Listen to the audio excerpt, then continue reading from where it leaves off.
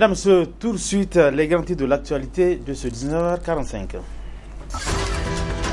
La journée internationale de l'alphabétisation célébrée aujourd'hui à travers le monde.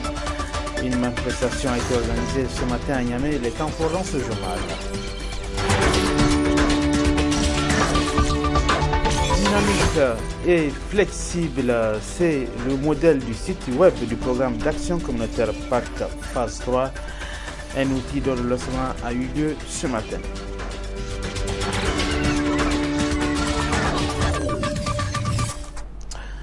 Mesdames, Messieurs, bonsoir et bienvenue à cette édition d'information. Aujourd'hui, 8 septembre 2014, c'est la journée mondiale de l'alphabétisation. Retenez qu'un adulte sur 7 n'a jamais appris à lire à travers le monde. Pour le thème de cette année, retenez que l'alphabétisation est une étape incontournable sur le chemin de l'éducation pour tous tout au long de la vie. À Niamey, cette journée de l'alphabétisation a été marquée par des activités. Les détails dans ce reportage signé Omar Youssouf.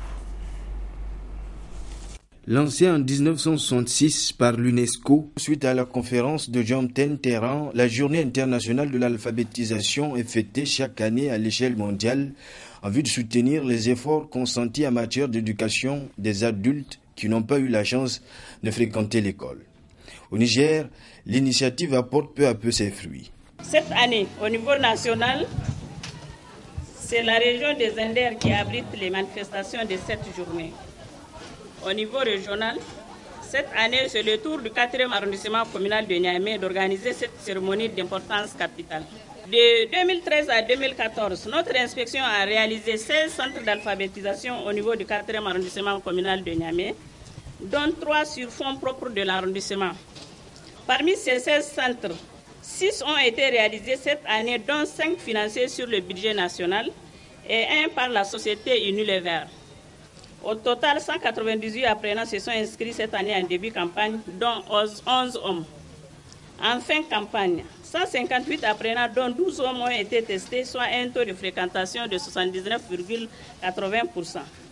Au terme de ces différents programmes d'alphabétisation, 96 apprenants, dont 11 hommes, sont déclarés alphabétisés, soit un taux de réussite de 60,76%. La région de Niamey a réalisé 46 centres d'alphabétisation qui ont au total enregistré 1392 apprenants, dont 1193 femmes.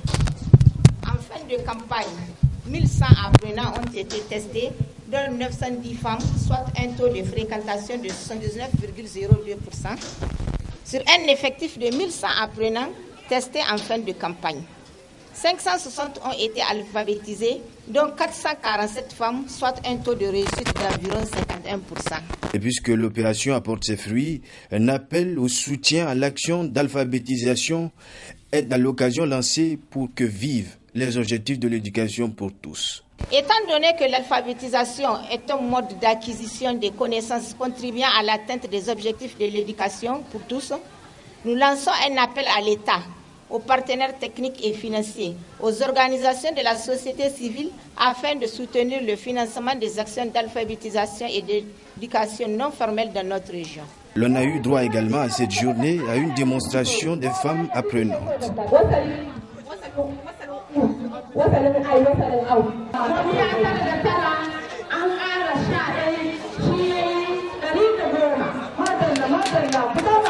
Les résultats de la formation sont excellents. www.pac3-6niger.org, c'est le nouveau site web du programme d'action communautaire phase 3. Le lancement de ce site web a eu lieu ce matin dans les locaux du PAC 3. Le reportage avec Mimona Daouda. Le programme d'action communautaire PAC phase 3, à travers cette cérémonie de lancement du site web du PAC 3, permet de renforcer l'outil de mise en œuvre de l'initiative 3N. Ce programme d'action communautaire PAC 3 vise plusieurs objectifs. La troisième phase du programme d'action communautaire a pour objectif de renforcer les capacités de planification et de mise en œuvre du développement local, y compris ses capacités à apporter une réponse rapide et efficace en cas de crise ou situation d'urgence, et d'améliorer l'accès des populations ciblées aux services socio-économiques. Ce programme, d'une durée de 4 ans, est financé par la Banque mondiale et le Fonds pour l'environnement mondial, avec une contribution du gouvernement de la République du Niger pour un montant d'environ 24 milliards de francs CFA, dont plus de 18 milliards sont destinés à appuyer 125 communes dans le cadre de la mise en œuvre de l'initiative 3N. Le lancement de ce site web vise à contribuer au partage et à la diffusion des informations et résultats du PAC 3 en temps réel. Il n'est plus à démontrer de nos jours que le site web est un des outils les plus utilisés pour un large partage des informations à travers le monde. Et c'est dans ce sens que nous espérons que cet outil de communication jouera un rôle majeur dans la promotion des activités du programme d'action communautaire, comme je le disais tantôt, qui est considéré aujourd'hui comme un véritable outil de mise en œuvre de l'initiative 3N. Nous voulons ainsi, grâce à cet outil, permettre à tous nos partenaires de suivre et partager avec nous en temps réel l'état de mise en œuvre des activités de ce programme. Les fenêtres du site qui sera lancé aujourd'hui reflètent la nature des activités composante par composante et celle du partenariat avec tous les acteurs de mise en œuvre du PAC 3. Toutes ces activités seront répertoriées dans cette plateforme afin que les acteurs à différents niveaux soient informés en temps réel des résultats obtenus ainsi que des différents impacts produits. Ce site, comme vous pouvez l'imaginer, sera dynamique et flexible. Il va tenir compte de l'évolution technologique et s'y adapter pour offrir un meilleur affichage permettant aux visiteurs une saine navigation. Il disposera des liens vers nos principaux partenaires institutionnels et financiers. Le site du PAC 3 que nous allons lancer dans quelques minutes sera une vitrine interactive pour tous les visiteurs. Il visera la promotion et le partage et la diffusion des résultats, les impacts des activités et réaffirme l'ancrage du PAC 3 à la stratégie de l'initiative 3N. En vous souhaitant bonne lecture et une excellente navigation, je déclare ainsi lancer le site web du programme d'action communautaire phase 3.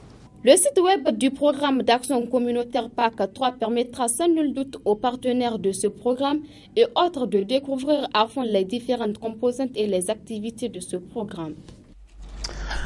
Dans ce journal, parlons du Hajj 2014, l'organisation au Niger qui fait face à des difficultés liées au visa et au transport.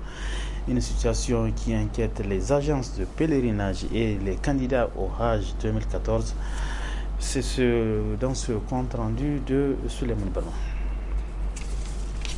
À quand le démarrage de l'opération de l'acheminement des pèlerins nigériens vers l'Arabie Saoudite? Telle est la question qui préoccupe aujourd'hui l'esprit des candidats au Hajj 2014. Une édition dont l'organisation piétine à raison d'un certain nombre de problèmes majeurs relatifs aux nouvelles innovations introduites cette année. Les agences de pèlerinage s'inquiètent de cette situation d'incertitude. La première situation, c'est d'abord l'établissement des visas liés au passeport. Si je dois encore lier aux noms qui sont liés aux noms inscrits sur le passeport. Parce que nous savons au Niger et généralement en Afrique, et on a 2, 3, voire jusqu'à 4 noms. Donc cette situation a causé un certain nombre de désagréments au niveau des agences parce qu'on a eu la liste de près de 1000 passeports qui sont rejetés. Nous ne savons pas les raisons pour lesquelles, si c'est les appareils que les gens n'ont pas encore maîtrisés ou bien si c'est un rejet total de la longue liste du nom africain qui s'opère dans ce système. Donc dans tous les deux cas, en tout cas la dernière information que j'ai reçue en personne hier à minuit, les 3 noms peuvent passer, Le problème qui résiste, c'est le 4e nom. Ceux qui ont 4 noms, c'est là où le problème s'oppose. Vous savez qu'il y a le plus grand problème qui est le problème des avions, qui ne devrait pas être un problème parce qu'on a au moins beaucoup de temps. Dès notre arrivée de la Mecque de l'année passée, le COHO dispose vraiment du temps pour régler ce problème et vous voyez que ce problème jusqu'à présent n'est pas réglé. Le choix des compagnies aériennes a toujours été l'unique problème dans l'organisation du Hajj au Niger. Les acteurs s'indignent contre l'immixtion du politique dans l'organisation. Jusqu'à la date d'aujourd'hui, on ne sait pas sur quel pied danser. On n'a pas les informations fiables. On ne peut pas répondre par rapport à cette question. Parce que l'avionneur qui est censé avoir ou du moins convoyer 2700 pèlerins demande la part du lion aujourd'hui en demandant 6000 pèlerins au Niger. Chose qu'on ne peut pas lui accorder pour des raisons d'équité. On a lancé un appel d'offres. Il s'est retrouvé avec 2700 et il n'a pas fait de réclamation et c'est pas maintenant, au moment où tout a été finalisé, qu'il va demander à ce qu'on lui donne les 6000 pèlerins. Donc cet état d'esprit a soulevé beaucoup d'inquiétudes et d'interrogations. Et tant qu'il y a le politique dedans, ce problème-là ne sera jamais résolu. Il faut donner l'entière autonomie au COHO. Que personne ne dicte ses lois au COHO. Parce que vous savez maintenant, on dispose vraiment du temps pour lancer l'appel d'offres des avionneurs là. Maintenant, si on lance l'appel d'offres des avionneurs, s'il n'y a pas le politique qui s'y mixe, le COHO est libre de choisir l'avionneur le plus souple, ça veut dire que donc il y a le prix le moins cher et qui est prêt et apte à répondre à tout moment. En attendant la réaction du commissariat à l'organisation du Hajj et la Oumra qui devrait se prononcer en principe en ce début de semaine, les candidats dont les passeports portent des insuffisances sont dans les tractations en vue de les renouveler en se rendant massivement à la direction de surveillance du territoire DST. Autre aspect de ce journal, contrôle de la qualité des produits de consommation au Niger. Quelle stratégie cas des produits importés et de l'usage du bromure de potassium dans le pain? Tel est le thème d'une conférence débat organisée ce matin au siège du RODAD par l'Association des défenses des droits de consommateurs ADDC ODATA. Une conférence animée par le président de cette association et le directeur des opérations et des études de l'Agence nationale de vérification de conformité aux normes. La synthèse de cette conférence débat avec Michel Légy. C'est une conférence débat qui a permis à l'Association de défense des droits des consommateurs de présenter la situation critique des produits de forte consommation importés ou produits localement, à l'exemple du pain. L'Agence nationale de vérification de conformité aux normes a effectué des inspections de la qualité des produits, de certains produits qui sont mis sur le marché. Et ces produits-là, on peut citer le pain, et d'autres produits aussi, les jus par exemple. Mais en ce qui concerne le pain, il nous a été donné de constater qu'il y a une réglementation qui est en vigueur depuis 2008 qui n'est pas respectée. Une réglementation qui interdit l'utilisation du bromure de potassium dans le pain. Le bromure de potassium a été identifié comme un produit cancérigène. D'accord ? Un produit cancérigène, ça veut dire que c'est un produit qui est très dangereux pour le consommateur, donc qui ne doit pas être utilisé dans l'alimentation humaine. Nous savons bien que l'OMS, d'accord, et bien d'autres pays de la sous-région ont interdit l'utilisation de ce produit-là dans la fabrication du pain. Qu'est-ce qui se passe ? Les opérateurs économiques, donc les boulangers qui utilisent le bromure de potassium, utilisent ça pour tricher. Qu'est-ce qu'ils trichent ? Parce qu'ils augmentent le volume du pain, d'accord ? Et quand le consommateur le mange, ça lui cause des problèmes. Et ça, ce n'est pas normal. Vous voyez. Et là, ce qui est malheureux, sur plus de 50% des boulangeries inspectées, ce bromure est utilisé. Cette conférence arrive à point nommé. Parce qu'aujourd'hui, vous n'êtes pas sans savoir qu'il y a des produits dangereux qui inondent notre marché. Et très malheureusement, nous les consommons et aucune vérification n'arrête les opérateurs ou les consommateurs qui les vendent sur nos marchés. Et si on ne prend pas de dispositions, on risque d'être surpris sur le plan économique, sur le plan sanitaire surtout. Donc c'est une façon de dire que à chacun de prendre ses responsabilités, que ce soit les autorités, que ce soit les autorités de contrôle, que ce soit nous, les organisations de consommateurs, que ce soit les consommateurs eux-mêmes. Aux consommateurs d'être prudents, d'être éveillés. À chaque fois qu'ils constatent qu'il y a des produits de qualité douteuse, c'est de nous contacter le plus rapidement que possible ou de contacter les services compétents en la matière pour que ces produits-là soient saisis.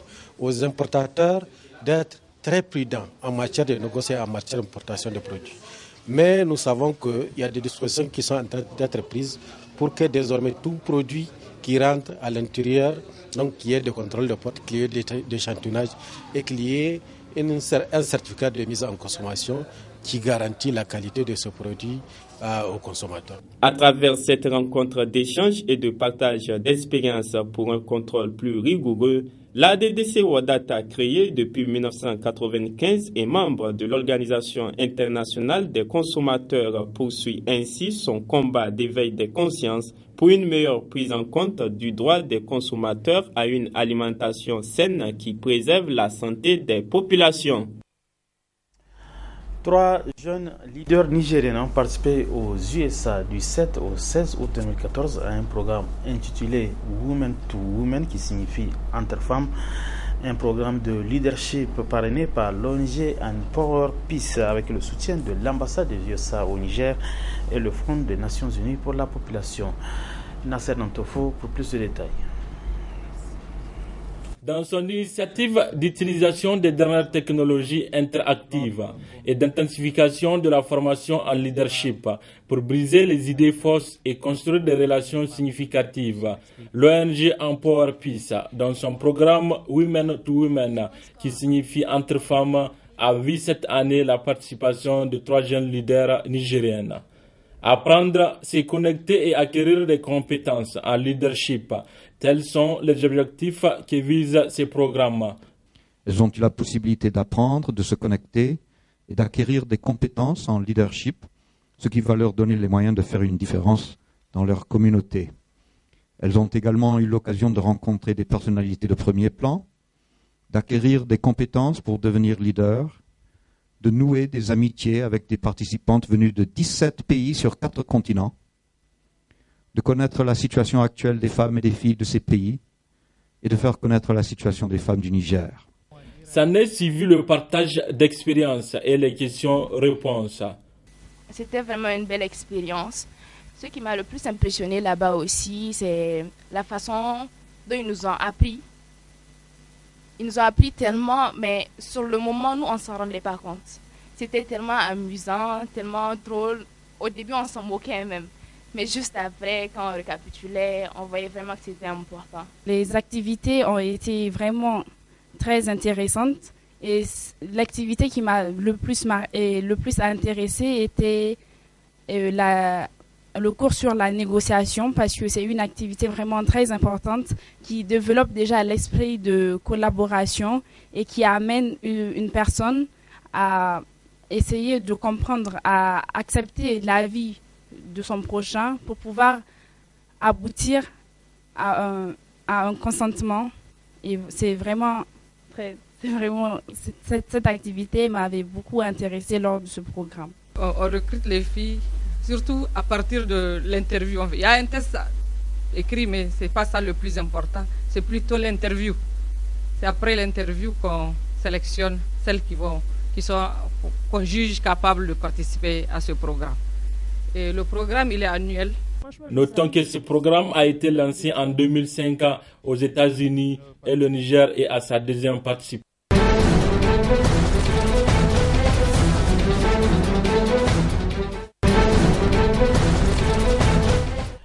L'actualité hors de chez nous, c'est toujours la course contre la montre en Afrique de l'Ouest. L'épidémie du virus d'Ebola a déjà fait plusieurs morts. L'Union africaine appelle les États à lever les interdictions de voyager. Voyons dans ce sujet une des conséquences de l'épidémie Ebola. Toute la région est désorganisée. Des étals aux 3/4 vide. Depuis Ebola, il est recommandé de ne plus manger d'animaux de brousse. Les singes et les chauves-souris, principaux vecteurs de la maladie, sont bannis des marchés. On trouve encore quelques rongeurs, mais les clients se font rares. Il n'y a plus d'acheteurs, donc la nourriture s'abîme. On en jette les 3/4. Et parfois, nous mangeons ce qu'il reste. Un manque de nourriture dans les marchés qui s'ajoute au problème de main-d'œuvre dans les champs, depuis la mise en quarantaine de certaines régions et l'obligation de rester chez soi pour stopper l'épidémie, les travailleurs saisonniers se font de plus en plus rares. Nous voulons tous travailler, mais nous sommes en quarantaine et on nous empêche. Un manque de main-d'œuvre qui intervient alors que l'on sort tout juste de la saison des pluies et que la récolte a déjà commencé. Le risque de pénurie a fait exploser les prix. La campagne sera à l'abri de la pénurie si une partie de la récolte est assurée. En revanche, la pénurie risque de toucher les zones urbaines, les marchés. Afin de répondre aux besoins alimentaires immédiats des populations du Nigeria, du Libéria et de Sierra Leone, le Programme alimentaire mondial a lancé une vaste opération d'urgence à l'échelle régionale qui prévoit quelques 65 000 tonnes de nourriture en faveur d'1 300 000 personnes. En Tunisie, le dépôt des candidatures à l'élection présidentielle a débuté aujourd'hui, premier tour le 23 novembre 2014. Dans ce pays, la situation économique freine sérieusement la transition démocratique.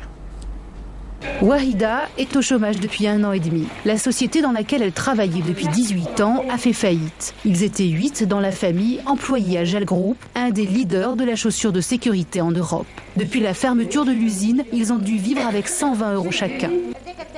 Ça, c'est un rappel pour payer la facture d'électricité de 90 €. Qui va la payer ? Le ministère des Affaires sociales me dit qu'on va nous donner des indemnités. Le groupe italien a été revendu plusieurs fois à des fonds d'investissement jusqu'à la liquidation. Jal était le plus gros employeur de la région de Bizerte dans le nord de la Tunisie. Aujourd'hui, les salariés sont convaincus que les investisseurs étrangers, comme leur ancien patron, se servent de la main-d'œuvre tunisienne sans considération pour les salariés. Quand un investisseur étranger s'installe, il faut qu'il suive des règles et pas qu'il nous exploite et nous jette à la rue après. Ce n'est pas normal. Les investissements étrangers sont nécessaires au redressement économique du pays. La croissance ne dépasse pas les 2,5%, elle est en dessous des 4% attendus. Aujourd'hui, même si la stabilité politique et sécuritaire est revenue, les investisseurs hésitent encore. L'hésitation continuera jusqu'à la fin des élections. Voilà. Une fois que le système productif sera mis à travailler, ces 2 points de croissance qui nous manquent vont revenir très vite. Pour l'heure, le pays connaît une inflation de 6%. Les familles, avec ou sans emploi, sont étouffées par les crédits. Les Tunisiens espèrent des investissements pourvu que le travail reprenne et que les 30% de jeunes diplômés au chômage retrouvent eux aussi la confiance en leur pays. Fin de cette édition d'information. Merci à vous de l'avoir suivi. Restez toujours en compagnie des programmes de la télévision Labari. Bonsoir.